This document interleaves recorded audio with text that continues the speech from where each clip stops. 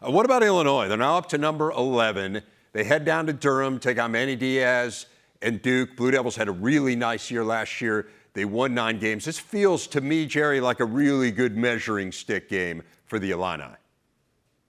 I've been talking about this game since the summer, right, when all the magazines come out, but and here's why. With all the hype about Illinois, they won 10 games last year.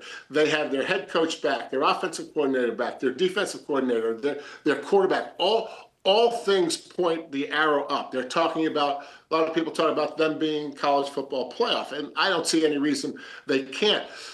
But the players had to deal with the hype, and I kept saying the Duke game will be some indication if they're dealing with the hype the right way. Now, I think the win against Western Illinois was good. I mean, I'd say the only thing that jumps out at, they had 60 yards of penalties. That's too much, but they won the time of possession, which isn't a big deal, but it's a big deal for Brett Bielema because of the way he manages the game. So that was good. There was no turnovers. I mean, they really were efficient against Western Illinois.